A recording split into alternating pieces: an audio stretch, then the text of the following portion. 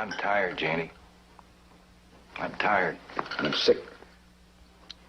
Well, then you're in the right ward. We specialize in people that are sick. And tired, too, Garth.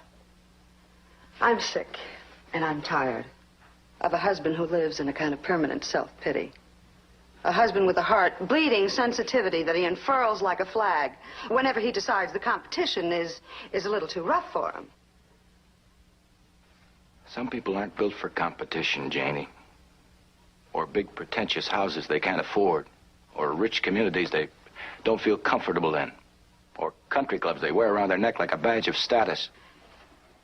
And you would prefer? I would prefer, though never asked before, a job, any job at all where I could be myself. Where I wouldn't have to climb on a stage and go through a masquerade every morning at 9 o'clock. And mouth all the dialogue and play the executive and make believe I'm the bright young man who's on his way up, because I'm not that person, Janie. You've tried to make me that person, but that isn't me. That isn't me at all. I'm a not very young, soon to be old, very uncompetitive, rather dull, quite uninspired, average type guy. With a wife who has an appetite. And just where would you be if it weren't for my appetite?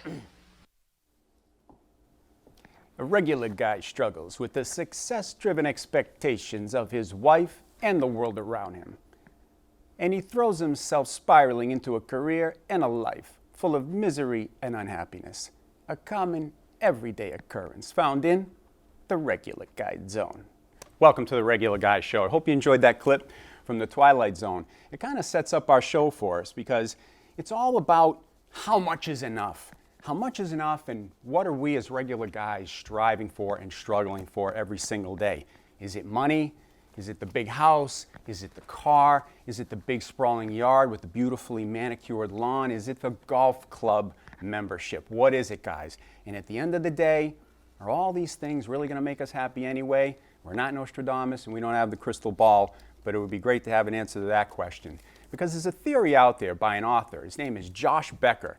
And basically what he says is the more stuff we get, the more stuff we accumulate, the more miserable we become, because the more beholden we are to our things. We feel like we are imprisoned to our possessions. They possess us, not the other way around. Get a load of these stats. The average American home has more than 300,000 objects in it. You get that? Over 300,000 things in the average American home. And today, the average American home is 3 times bigger than the average American home from back in the 50s. Yet, for some reason, we still don't have room to put all of our stuff. And 10% of Americans actually have to rent off-site storage facilities to keep their stuff. You believe it? And incidentally, off-site storage facilities are the fastest growing segment of the American real estate market over the past 40 years. Interesting. Another thing that might be curious to you is that malls, shopping malls, outnumber the amount of high schools in the United States today.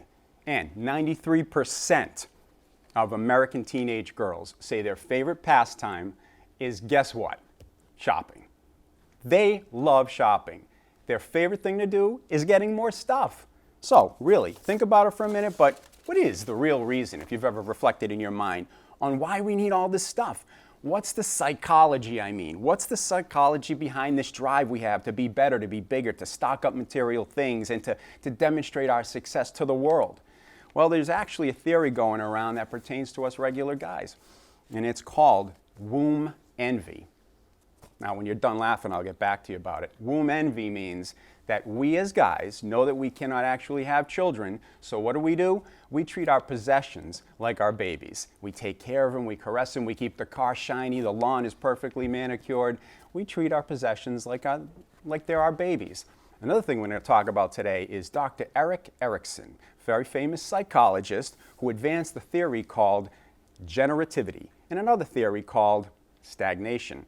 We're going to talk a little bit about him later on, but right now we've got a great guest for you. We want to just at least let you know who this gentleman is. He's going to be talking about a few things during the show. His name is Douglas Rowan. He is the CEO of Drew Mortgage Company, and he is a very astute real estate investor who owns some prime retail plazas here in Massachusetts and even down in Florida.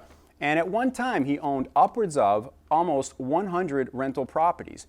Douglas is a great example of the success that many of us regular guys chase every single day. And he's here to tell us a little bit about what makes him tick and basically how he balances his life to get the most out of it. But before we get into that, we're going to do what we always do on this show. We're going to ask the big question. What would Jesus do if he were a regular guy facing the issue of success in material things? If Jesus were a regular guy, would he want more stuff? As always, we go to our Bible guru, Mr. Rick Annunziata. Rick is going to tee it up for us. So Rick, what does the Bible say about ambition and success? Thanks, Don, for having me on the show. So Jesus had a lot to say about things, success, and status. And the more important thing what concerned Christ is that these things can own us. They can possess us. Our possessions can become our possessors. Yeah. And so Christ is involved in our lives, and and the thing is that those things biblically are called idols, and that's something we all deal with, including myself. Yeah. I was thinking about this earlier today. Is that when singers prepare to perform, they have a tuning fork, and they tune their voices to the pitch of the tuning fork. And the problem with us is we're not tuned correctly to eternity. We move to our own drum beat, and we often get things comically wrong because we're not hearing what eternity, that symphony of eternity, is saying to us. So we have these plans in our lives, these plans of success. We have these 1-year plans, we got 5-year plans, 10-year plans. But God has 100,000-year plans, 1,000,000-year plans for our lives. Yeah. The problem with our plans is not that they're our plans. The problem is that they're juvenile, they're pedestrian, they're small. And the thing is that God's plan goes beyond this life.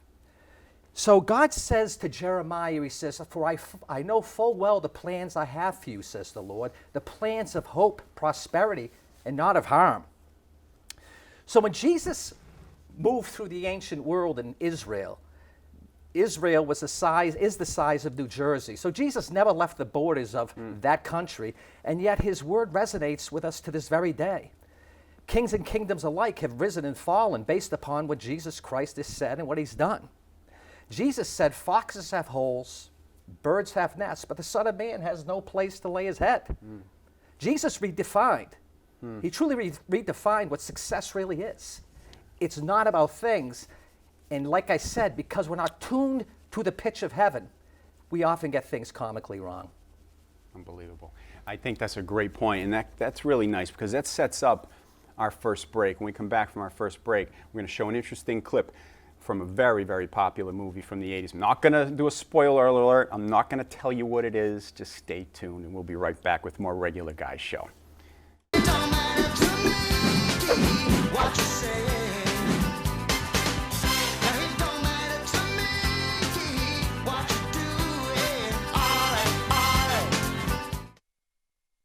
Welcome to Dorico's Meat Market, where fresh and natural ingredients are our specialty. We have the most diverse collection of fresh meats and made-to-order sandwiches that Massachusetts has to offer. Steaks, chicken, pork, homemade sausages, and fresh sliced cold cuts. Newly picked natural vegetables. We got it all. Our vast collection even comes marinated and ready to be fired up for dinner. And who could forget about Dorico's famous meat packages that will save you cash and feed your family for the entire week? There's nothing missing from our collection. What's missing from your table? Join me on the Hank Stoltz Experience. People are always asking me, what is the experience? Well, that's the beauty of it. It's everything that has to do with Central Massachusetts. From the politics of the region to the great events that are going on each and every weekend or every night right here in Central Mass. You don't want to miss a single moment as I discuss exciting new topics with a variety of different guests on each show. The action never stops on the Hank Stoltz Experience, only on Charter TV 3.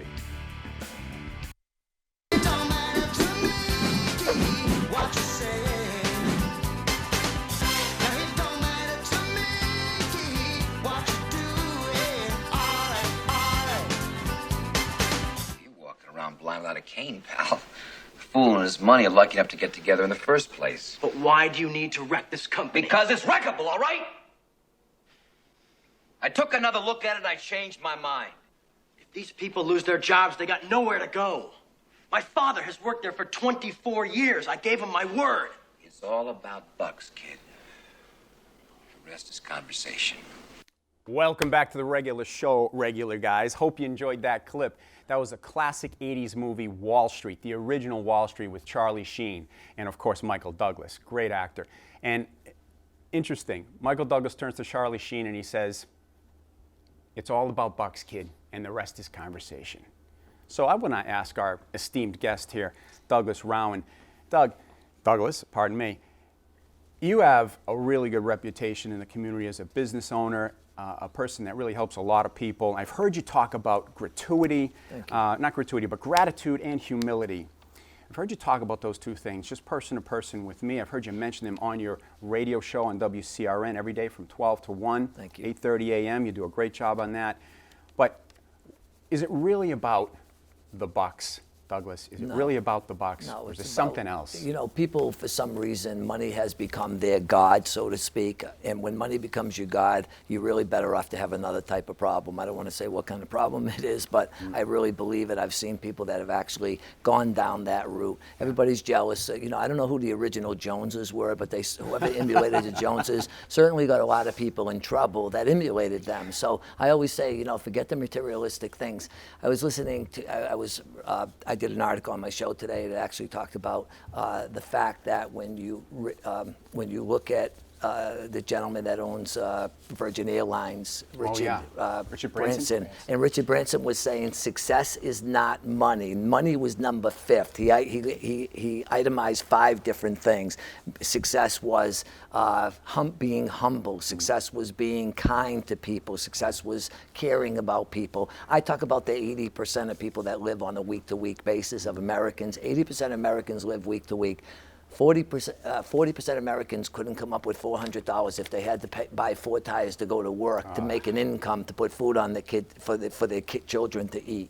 And 65% of Americans don't have $1,000 in any account, 401k checking. So when they talk about the economy and everybody's doing great, yeah, for some people, but not for a lot of people. When 80% of the people are living week to week, we had a real problem in this country. We have we have a lot of issues, but gratitude is something that I talk about a lot, and I really believe that taking the high road in life is a much better way to take life. This is a game we play. Whatever this is, we play on a daily basis. Whoever plays it well wins. Whoever doesn't play it so well loses. And that's just a fact. It is. And a fact. I've heard you mention this, and I know you've done this. I know your family pretty well, and your brothers. You're all great guys. Thank you. You grew up in a great home with great parents. And I have a great parents. wife. I would say I have a great wife. My wife keeps me at the point of being level and, you know, understanding. You know, sometimes when we're going 100 miles an hour as business people and you're trying to stop, when my wife and I had a modification company and we put a lot of effort into it. It wasn't about money. It was about giving almost $800 and some odd thousand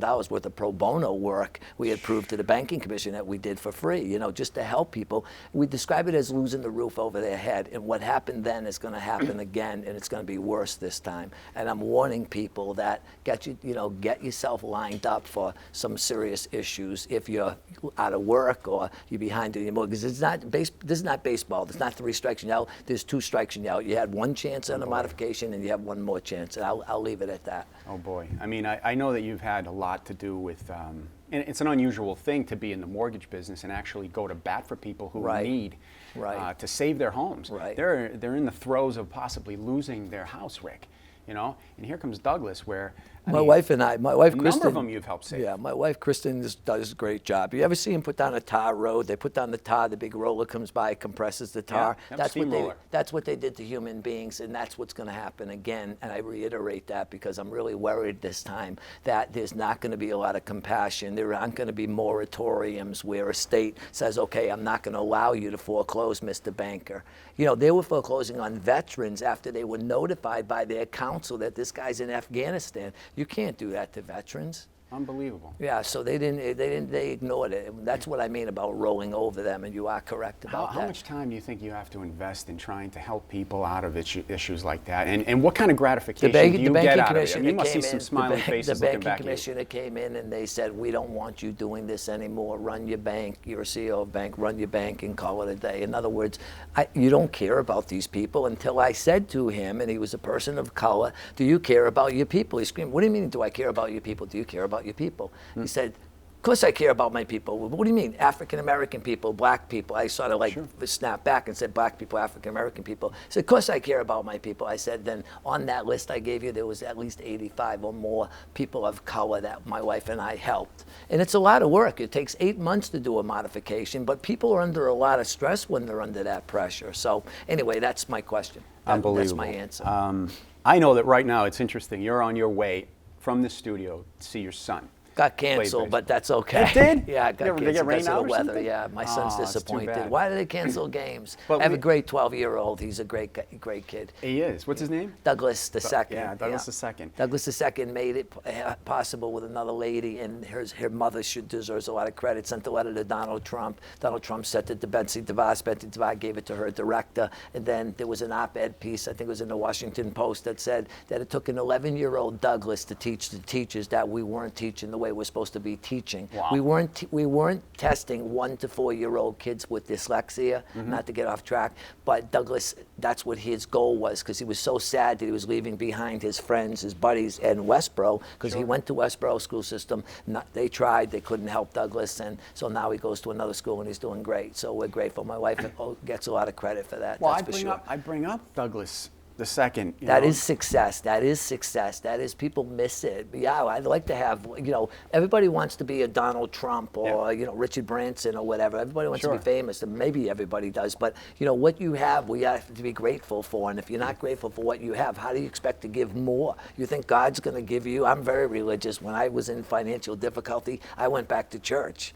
Because that was the only way that I could see that. I always went to church when I was a kid, that type of thing. And not to be, and people say, well, I'm not a holy roller. I don't know why anyone has to apologize what you are. It's no one's business what you are. It's God's business, your business, my wife's business, period. Sure. No one else's business. But you had a financial issue, and you were telling me this once, just you and I talking, and it's amazing how you went and started to go back to church once you hit a wall financially. It's a scary thing to well, have when happen. your lawyers and bankers are saying you're not going to make it, go file bankruptcy. We know you like nice houses. Again, materialistic things. We like restaurants, clothes, and that stuff doesn't matter. I started off my first business at 7, a shoe shining business. Yeah, I had I know. 12 kids and put them in front of bars and had them.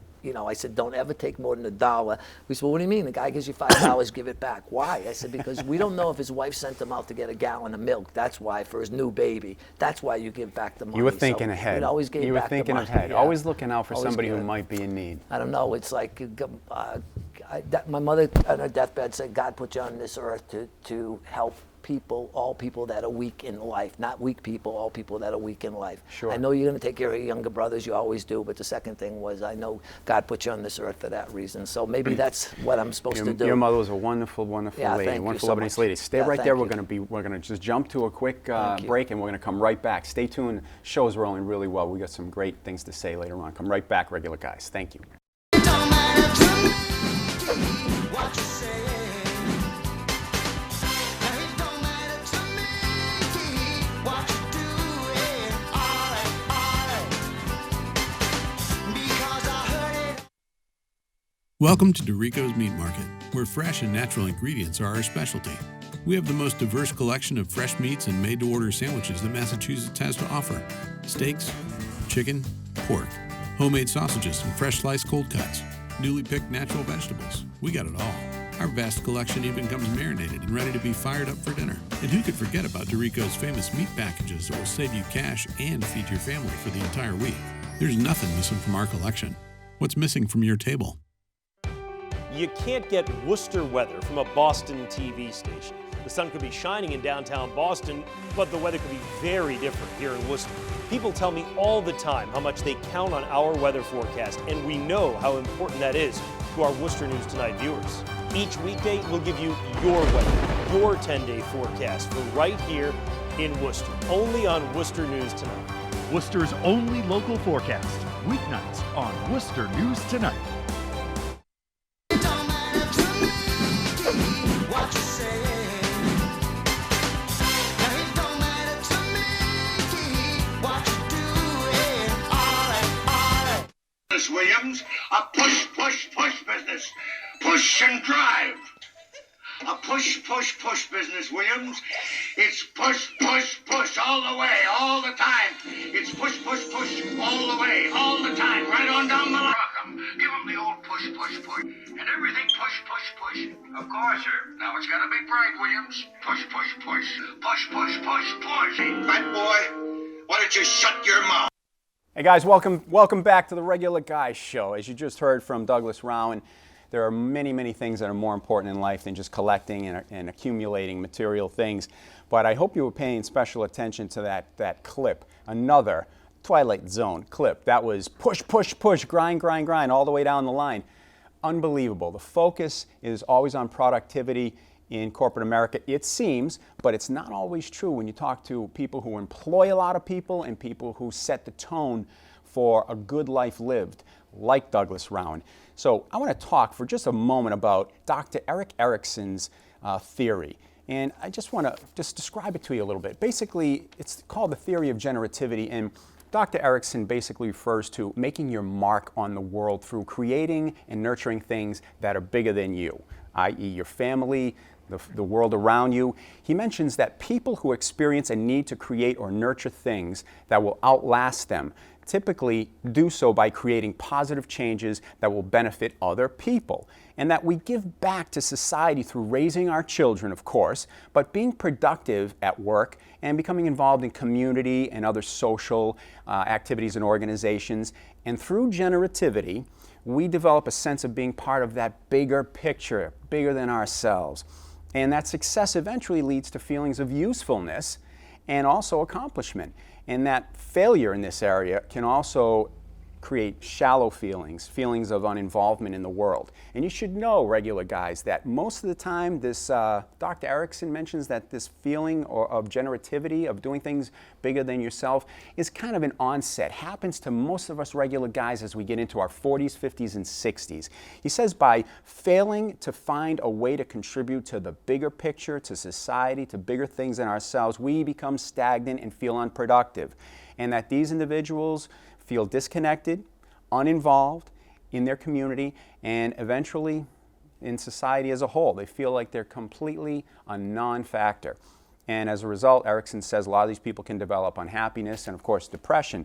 So, Douglas, is it really important to contribute to something bigger than ourselves? I know you do a great deal for your church and for your community, so I'd love to hear the answer to this. Yeah, my wife Kristen is like, she deserves accolades for this. We did a function, she did it, not me. We just sponsored, Drew Mortgage sponsored the function where this is a good thing for charity. If you want to raise a lot of money, get a company to pay for the event. That way every ticket you sell goes to charity. Sure. Dr. Paul Sullivan invented a drug that was, women in Africa were getting AIDS when the baby would come through the uterus. I hope I'm explaining this correctly. My wife knows better, but just real quick.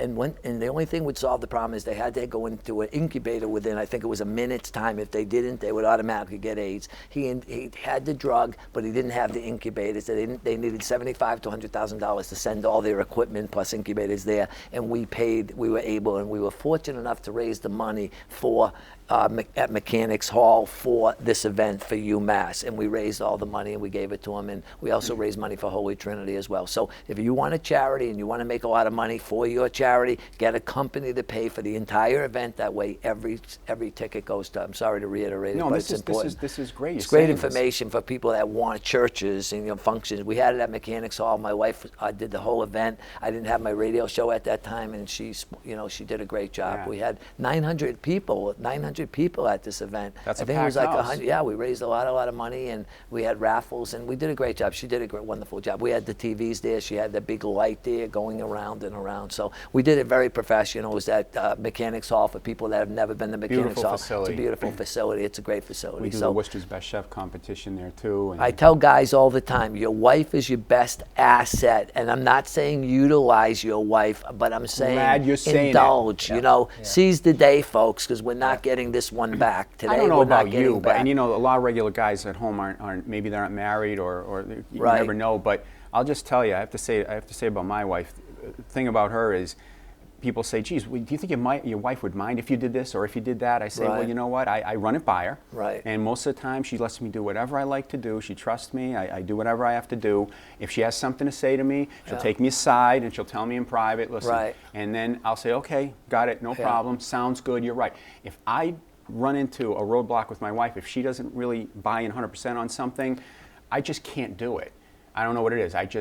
I lose it. I just can't Real go quick through with story. it. Real quick story. Yeah. I don't think a lot of guys did this real quick. I went to church one day. I said, if I ever marry that girl, my wife was standing there. I said, if I ever marry that girl, if I ever get married again, I'm going to marry that girl. And now she's my wife. She's a beautiful wife, Kristen. Ah, she's terrific. So she's she was terrific. great. I emailed her with the questions. Yeah, You're like a thank you. celebrity. I mean, Yeah, I was on TV with I wish I Mario would. Andretti once, and it was easy to get to Oh, him than it is to you. please. You're It's welcome true, it's to. true, it's true. She was wonderful, though. She was very helpful. When I said, these are the questions I want to ask Douglas, she says, not only are those questions perfect for him as a businessman, but they're perfect for him as a man. That's exactly who he is. You know why? He helps people. He thinks of things bigger than himself. You know why and I think it comes back to you. Not to interrupt you, and I apologize. You know why people are not as successful as they could be, and I say could be, is because they're afraid. Viewers, there's nothing to be afraid of. Be tenacious. Have intention when you do something. I say seize the day because we're not getting this one back. Yeah. By the way, you do a great actor's job. You do great as well. You guys thank are you really very good. much, Douglas. No, my compliment. It doesn't, it takes talent to do that. So thank you very much. You did a great job. But thank you so much for having me on the show. I really appreciate it's it. an honor. I say I'm humbled by it, but I say that with the most respect because I am humbled by it. You're a God busy, bless. busy guy. I didn't think Thank we'd have you. the. Yeah, I thank didn't think we'd It's be our able to get pleasure. you on the show It's our because pleasure. you're No, so busy. I would always you know? come for you. We grew up together. Our pleasure. I came in to see Linda. Oh, Right. he's got something else going on. Okay, come back again. He's got something. No problem. I'll come back. I want to get Douglas on this show. People have to work hard, stay aggressive, stay attentive, and be productive. When you get up every day, make the best you can out of that day, because if you don't, again, seize the day, because you're not getting it back. How many times you ever hear seize the day? A lot of people don't ever talk about seize the day, but when you really think about it, it is important to seize that day, because we just take today for granted, but we're not going to get it back. Yep. And when you're in your deathbed, you're wishing, am I going to get that day back? No, sorry. You're not thinking gonna about get how it much back. money you should have No. made or We're the job ungrateful. We're ungrateful. We whine. We have pity parties for ourselves. I do for myself. It just doesn't end. And I think we have to become a little bit better than maybe who we are today. I need to become better, and I work at becoming better. And if we do, maybe it'll work for us. Hopefully, it will. I think it That's all always we will. can do. I think it always will. I'm thinking about you and what you always say on your show. And folks, just so you know, Douglas is on 8:30 a.m. WCRN radio. It's a 50,000 watt radio station based in Westboro, and you can hear him just about anywhere in New England. Yeah, He's also on many, many radio stations throughout different states, and it's called the Drew Mortgage Show. So I want to encourage you to listen to him, not just because it's about mortgages. It really isn't. I find myself listening to Douglas. I find myself listening to you about other things like life advice, guidance. Right. I mean, it's a total package about how to live a better, more fulfilling life. And I think that's what this show is about today. And I think that's about really, truly what Douglas's life is all about. And his family, his brothers are all wonderful. They're all wonderful people, and they lead by example. And I just check out 8:30 a.m. and listen Just to real Douglas. quick, if your viewers need any help or we can ever be any advice to you guys, it's our pleasure to do so, and I want to offer that to your viewers. Absolutely. Whether it's real estate investing, our show's about building wealth, and we basically try to help people lift people up, period. Thank you, Douglas. God Thank bless. you guys for watching The Regular Guy Show. We'll see you next time with another great topic, another great guest. Take care. God bless.